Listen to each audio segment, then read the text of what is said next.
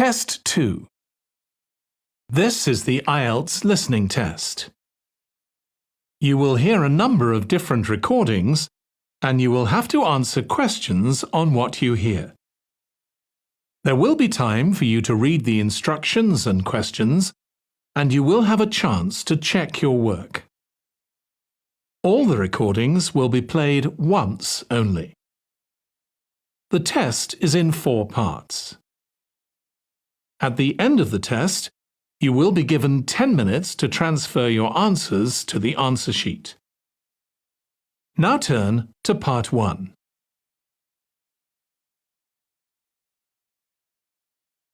Part 1. You will hear a woman calling a tourist information office to ask about a festival. First, you have some time to look at questions 1 to 4.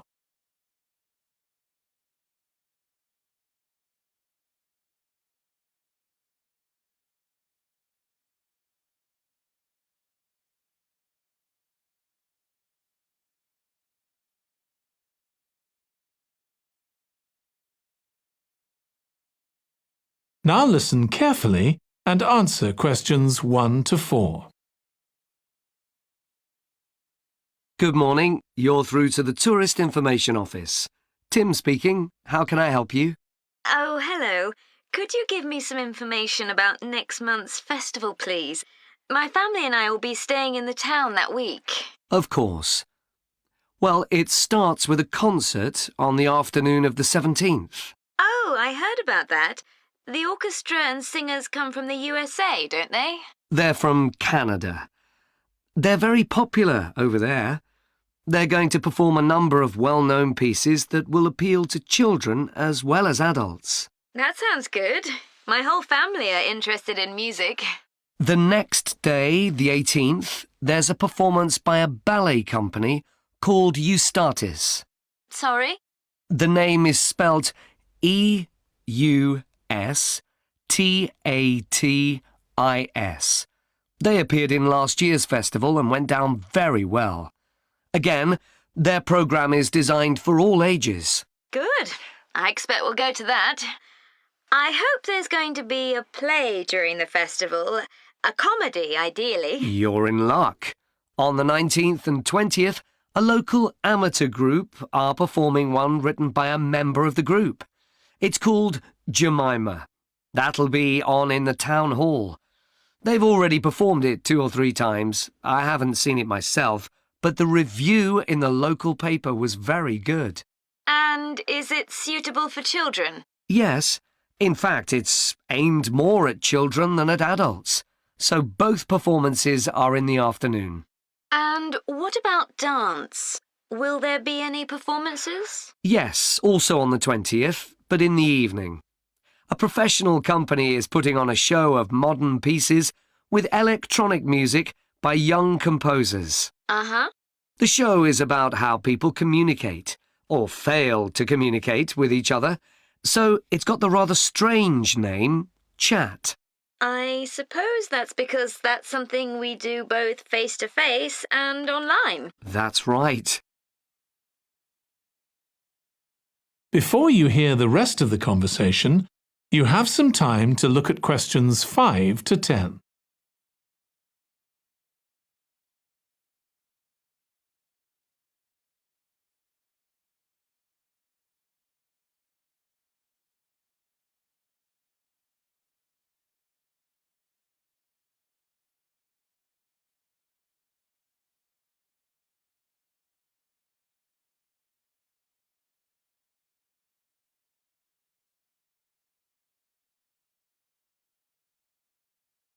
Now listen and answer questions 5 to 10.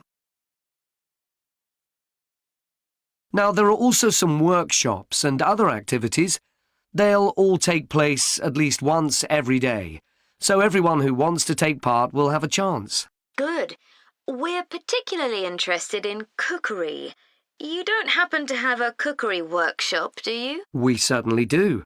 It's going to focus on how to make food part of a healthy lifestyle. And it'll show that even sweet things like cakes can contain much less sugar than they usually do. That might be worth going to. We're trying to encourage our children to cook. Another workshop is just for children, and that's on creating posters to reflect the history of the town. The aim is to make children aware of how both the town and people's lives have changed over the centuries. The results will be exhibited in the community centre. Then, the other workshop is in toy making, and that's for adults only. Oh, why's that? Because it involves carpentry. Participants will be making toys out of wood, so there'll be a lot of sharp chisels and other tools around. It makes sense to keep children away from it. Exactly. Now, let me tell you about some of the outdoor activities. There'll be supervised wild swimming. Wild swimming? What's that? It just means swimming in natural waters, rather than a swimming pool. Oh, okay. In a lake, for instance. Yes. There's a beautiful one just outside the town, and that'll be the venue for the swimming. There'll be lifeguards on duty, so it's suitable for all ages. And finally, there'll be a walk in some nearby woods every day. The leader is an expert on insects. He'll show some that live in the woods and how important they are for the environment. So there are going to be all sorts of different things to do during the festival. There certainly are. If you'd like to read about how the preparations for the festival are going, the festival organizer is keeping a blog. Just search online for the festival website, and you'll find it. Well, thank you very much for all the information. You're welcome. Goodbye. Goodbye. That is the end of part 1. You now have 1 minute to check your answers to part 1.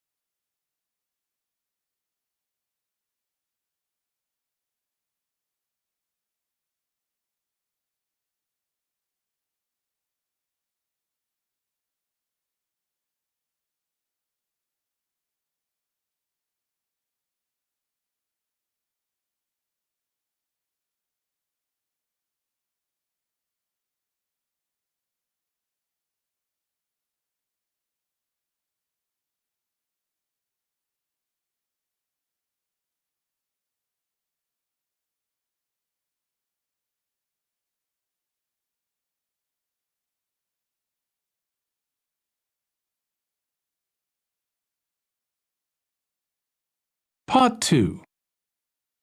You will hear part of a talk to a gardening club about a local park.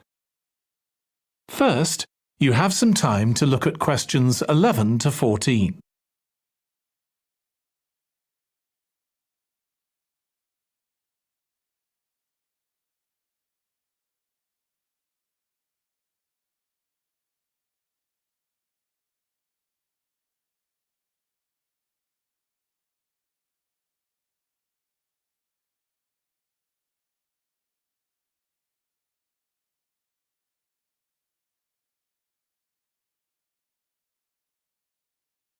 Now listen carefully and answer questions 11 to 14. I'm very pleased to welcome this evening's guest speaker, Mark Logan, who's going to tell us about the recent transformation of Minster Park. Over to you, Mark. Thank you. I'm sure you're all familiar with Minster Park. It's been a feature of the city for well over a century, and has been the responsibility of the City Council for most of that time. What perhaps isn't so well known is the origin of the park. Unlike many public parks that started in private ownership, as the garden of a large house, for instance, Minster was some wasteland, which people living nearby started planting with flowers in 1892. It was unclear who actually owned the land, and this wasn't settled until 20 years later, when the council took possession of it. You may have noticed the statue near one of the entrances. It's of Diane Gosforth, who played a key role in the history of the park. Once the council had become the legal owner, it planned to sell the land for housing. Many local people wanted it to remain a place that everyone could go to enjoy the fresh air and natural environment. Remember, the park is in a densely populated residential area. Diane Gosforth was one of those people, and she organised petitions and demonstrations, which eventually made the council change its mind about the future of the land. Soon after this, the First World War broke out in 1914, and most of the park was dug up and planted with vegetables, which were sold locally. At one stage, the army considered taking it over for troop exercises, and got as far as contacting the city council, then decided the park was too small to be of use. There were occasional public meetings during the war, in an area that had been retained as grass. After the war, the park was turned back more or less to how it had been before 1914, and continued almost unchanged until recently. Plans for transforming it were drawn up at various times, most recently in 2013, though they were revised in 2015 before any work had started. The changes finally got going in 2016 and were finished on schedule last year. Before you hear the rest of the talk, you have some time to look at questions 15 to 20.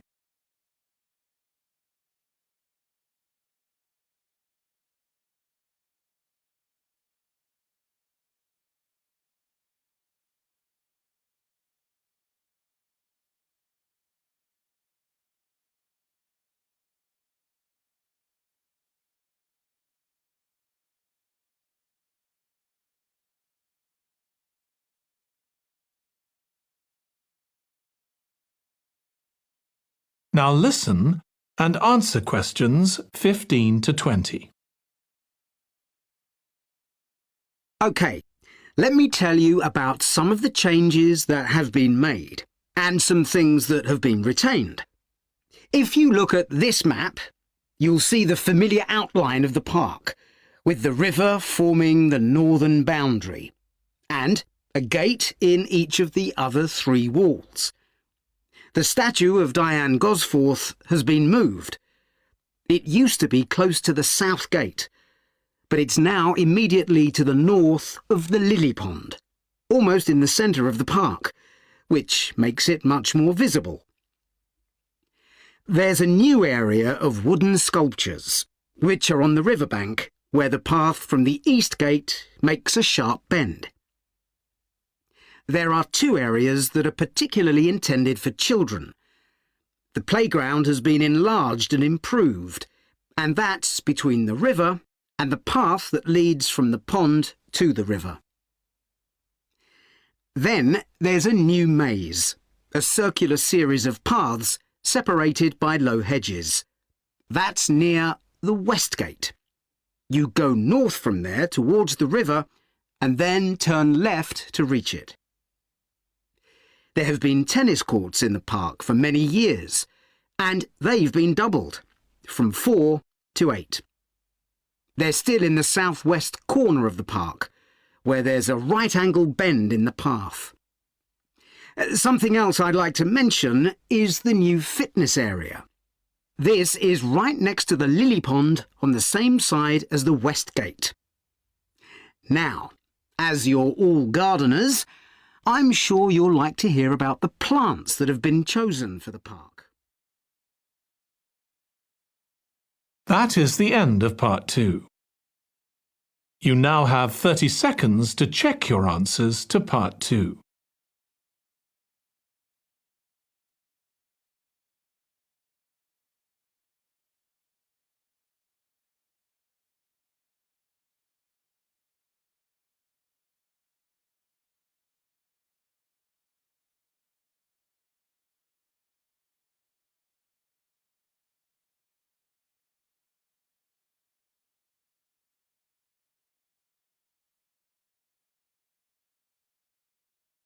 Part 3. You will hear two students of English called Kathy and Graham planning a display on 19th century British life and literature for a university event. First, you have some time to look at questions 21 to 24.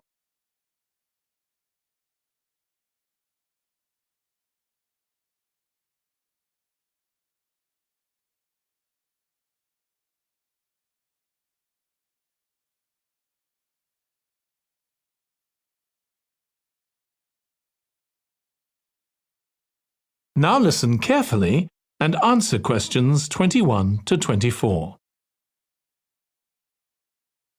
OK, Graham, so let's check we both know what we're supposed to be doing. OK. So, for the university's open day, we have to plan a display on British life and literature in the mid-19th century. That's right. But we'll have some people to help us find the materials and set it up, remember? For the moment, we just need to plan it. Good. So, have you gathered who's expected to come and see the display? Is it for the people studying English or students from other departments? I'm not clear about it. Nor me.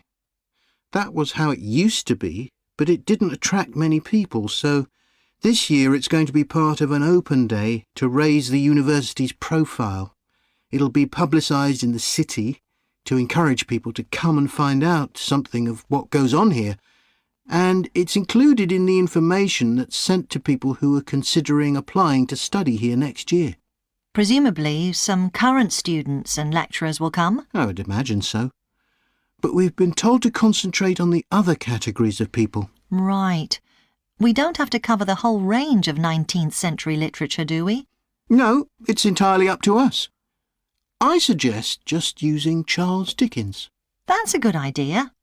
Most people have heard of him and have probably read some of his novels or seen films based on them. So that's a good lead-in to life in his time. Exactly. And his novels show the awful conditions that most people had to live in, don't they? He wanted to shock people into doing something about it.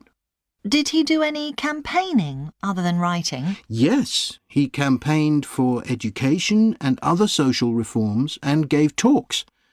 But I'm inclined to ignore that and focus on the novels. Yes, I agree.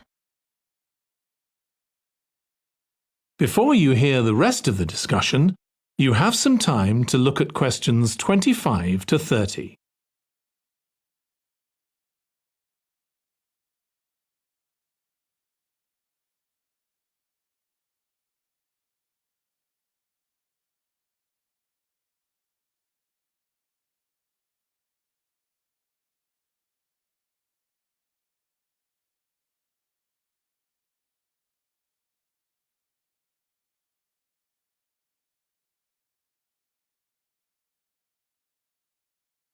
Now listen and answer questions 25 to 30.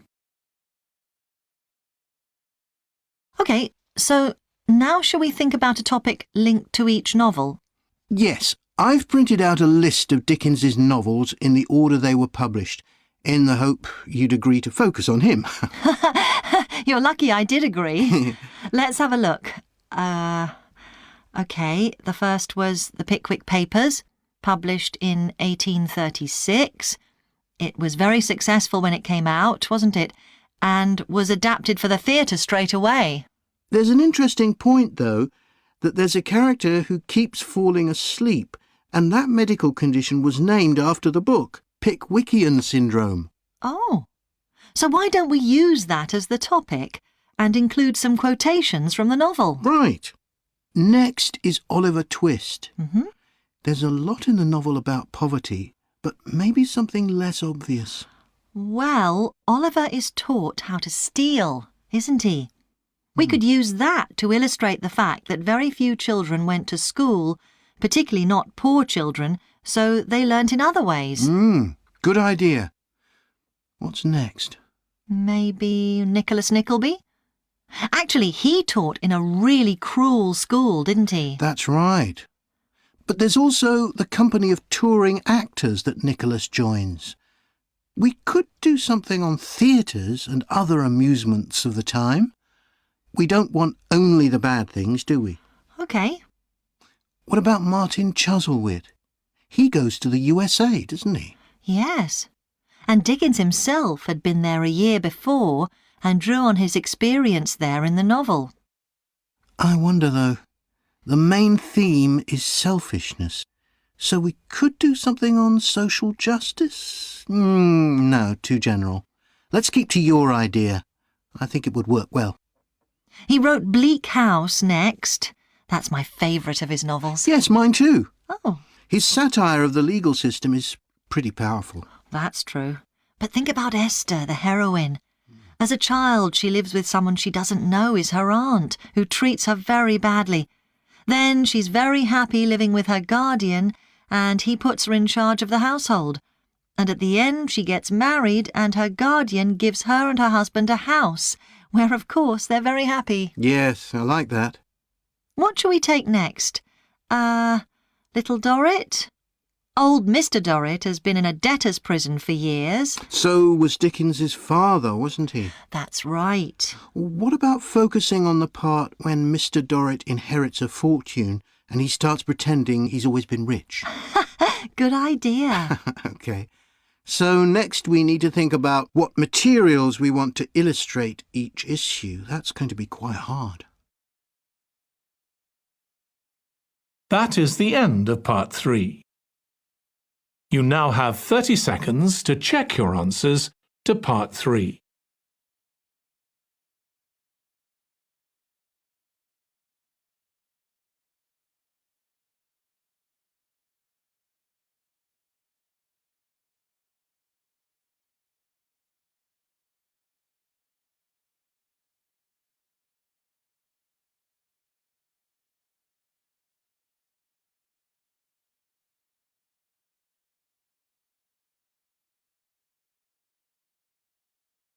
Part 4. You will hear part of a presentation about an agricultural program in the country of Mozambique. First, you have some time to look at questions 31 to 40.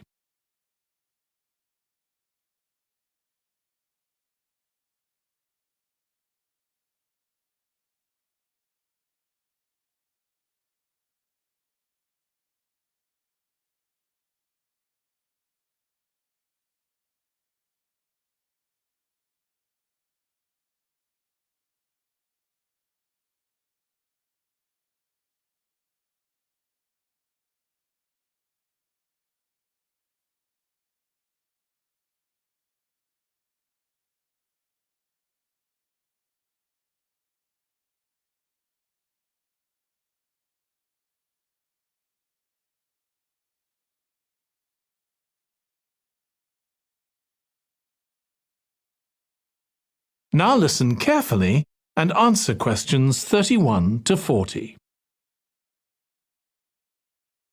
I'm going to report on a case study of a program which has been set up to help rural populations in Mozambique, a largely agricultural country in Southeast Africa.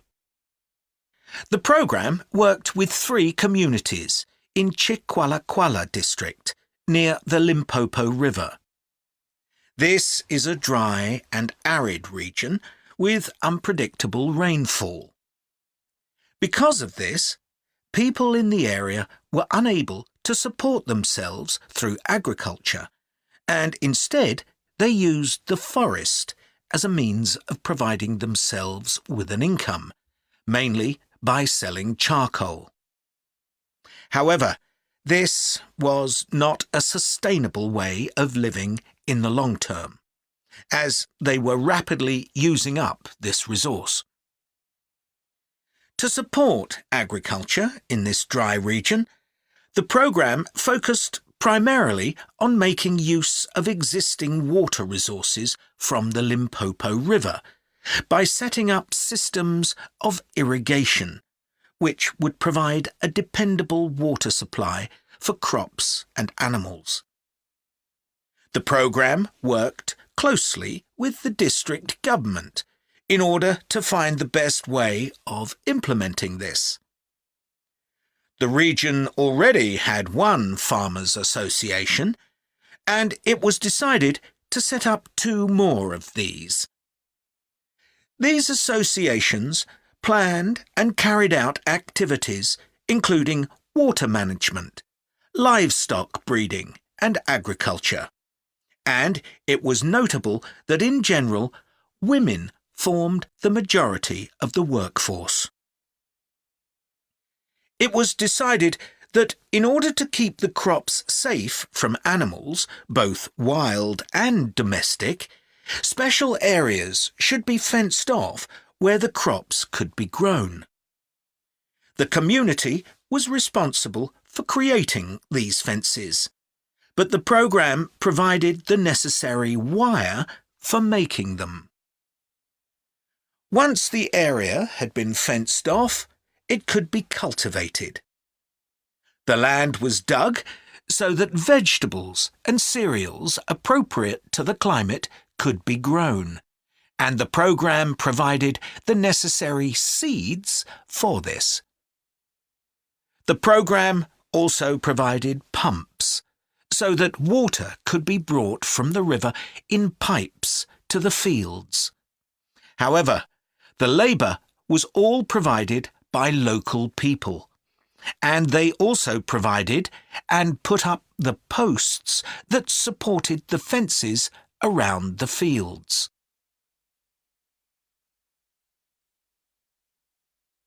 Once the programme had been set up, its development was monitored carefully.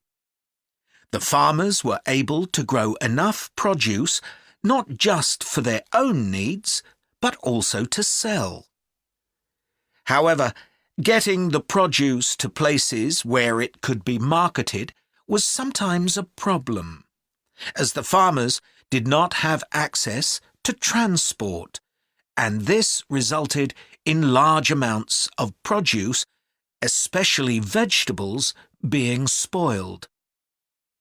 This problem was discussed with the farmers' associations, and it was decided that in order to prevent food from being spoiled, the farmers needed to learn techniques for its preservation.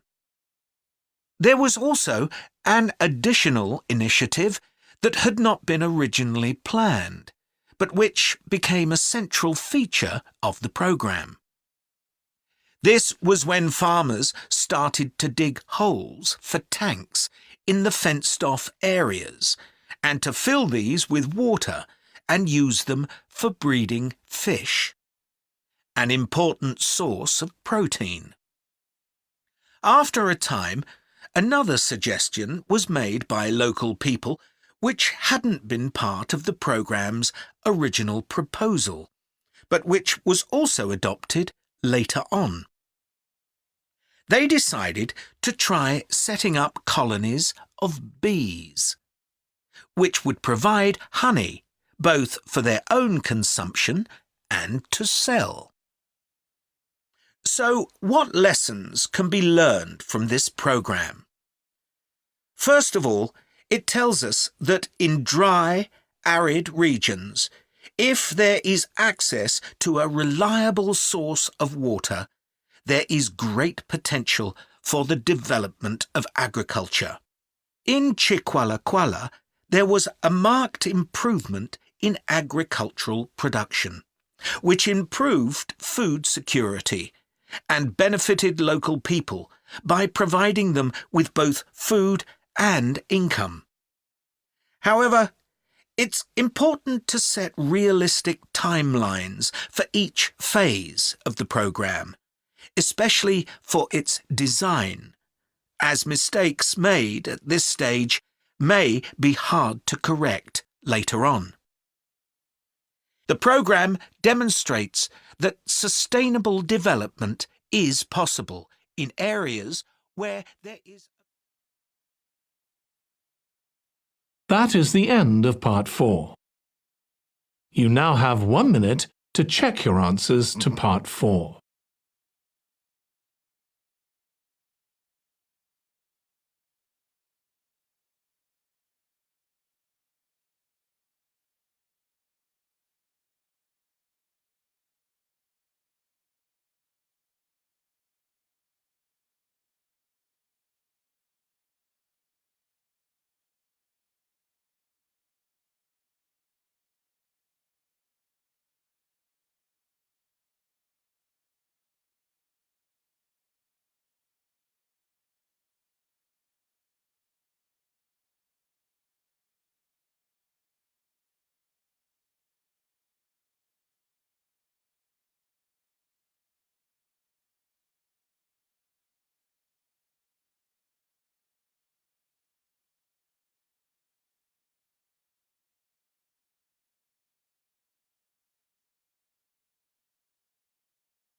That is the end of the listening test.